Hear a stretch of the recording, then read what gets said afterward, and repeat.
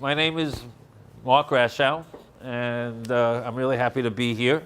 Basically, I'm going to try and do three things. One is you're going to see a video about a Syrian refugee camp in Jordan. We want you to get a real sense of what it's like to be a person who's living in a refugee camp. So that's where we're going to begin.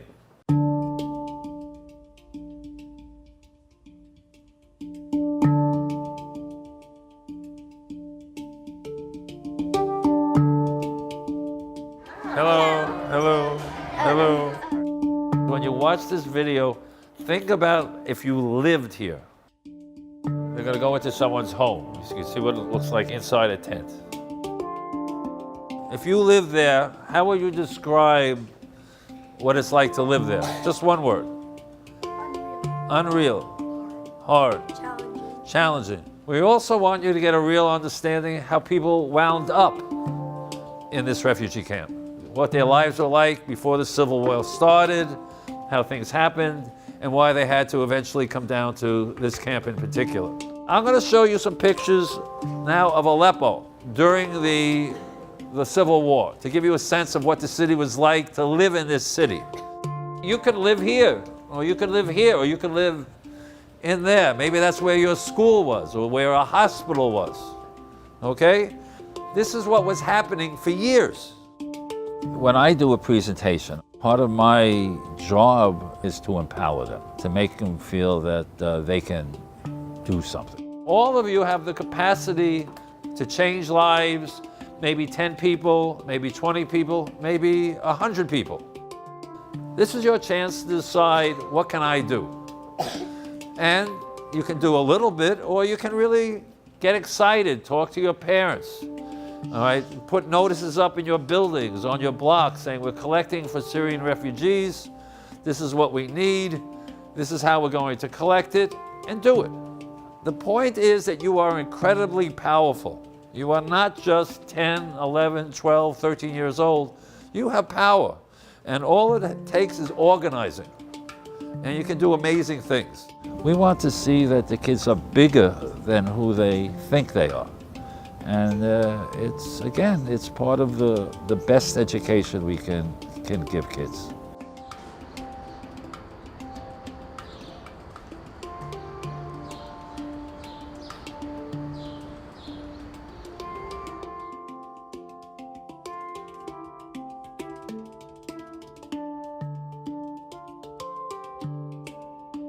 This morning, we were collecting shoes from all the different classes in our school. That every class had a box, and we went in and brought those boxes down here.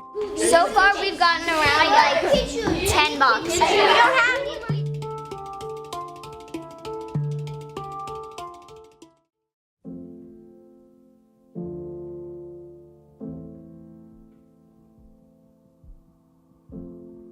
I think it's important to learn about what's going on in other countries, because the issues of refugees moving and not having a place to stay and not having good resources isn't only in Syria. So it's important to learn about those countries, because America, since we have a lot of resources, we can help out a lot. Working together in a group, caring about one another, having empathy, that's something you need to learn in a group of empathetic people. So I'm very grateful that this fantastic public school is doing that. I feel like what we're doing is a good deed, so that they have things that they need that we have and we take for granted.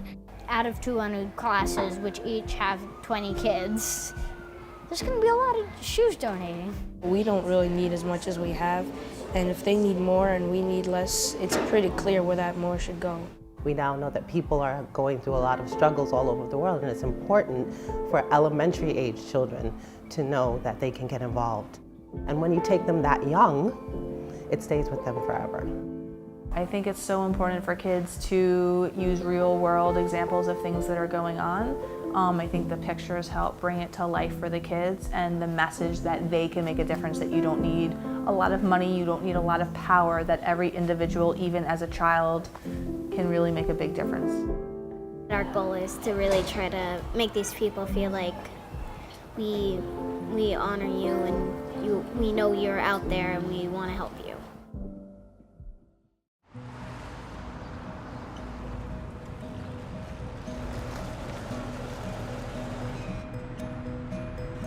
Stop.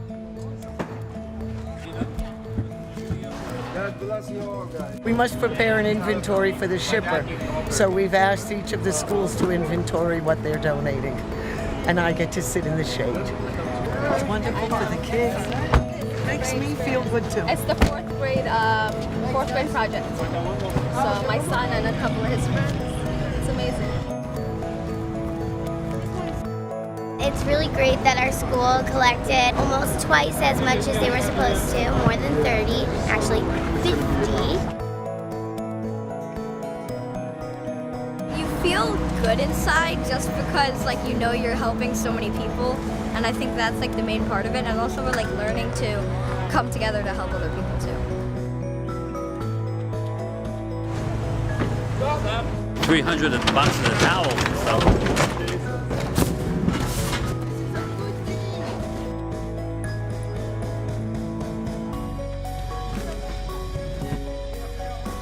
We want the kids to be understanding of other cultures and some of their needs, you know, and to understand how much advantages they have here. It's a good form of empathy and being aware of the world around them. People were proud to be there. They were glowing. They were taking pictures. They wanted to do everything they could. They say, "Tell me when you're doing this again." It was exquisite. One of the best days of my life. So I was very proud of that day.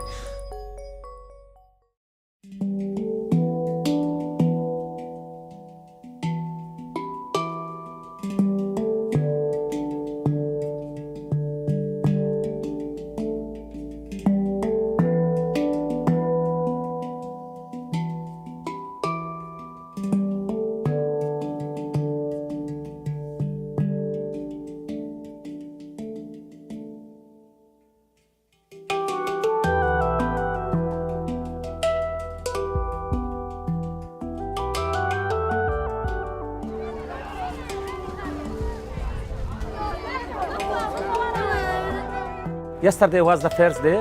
We went to random camps very near to Syrian borders. The people live in desert, in tents, under a very, very bad conditions.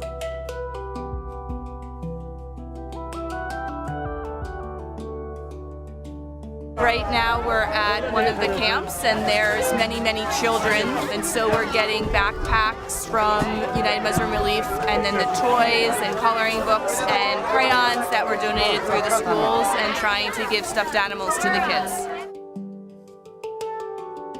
صار لي 6 سنين بالأردن. حبيت لأني شفت الأطفال يعني نحن مطولين هون لا نهار ولا نهارين، يعني لا بيعرفوا يقروا لا بيعرفوا يكتبوا لا بيعرفوا شيء. قلت حرام بأنه بيطلعوا أميين وبينحرموا من الدراسة، لا خليني أتطوع وأدرسهم لوجه الله، بلكي إنه هيك بكسب أجر فيهم، يعني بلكي يطلعوا بس إنه يعرفوا يكتبوا لو أسمائهم يعني. They teach them English, Arabic, mathematics, geography in this tent.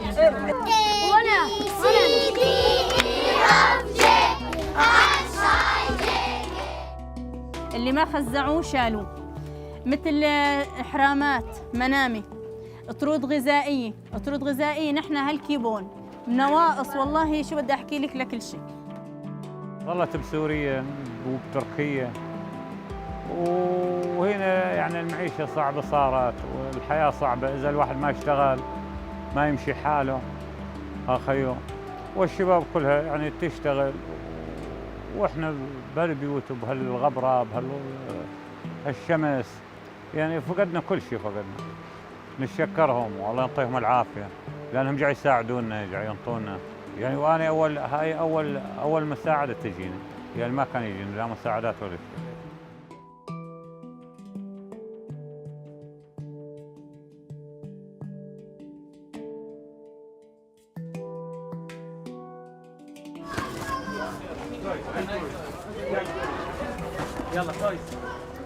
We believe the humanitarian values are actually universal values. The need has to go from human to human regardless on their faith, color or gender. We believe that God bless you with wealth and other people are actually in need. and working together, we can maximize the benefit going to the beneficiaries. I think we represent a lot of hope for people who very often don't have a lot of hope. The teachers brought things with us to engage the children. We brought soccer balls to play soccer. We had teachers who brought cameras, Polaroids, where they could take a picture and develop it immediately. And the kids made their own little frames with hearts, stickers, and it was wonderful just to work with the kids.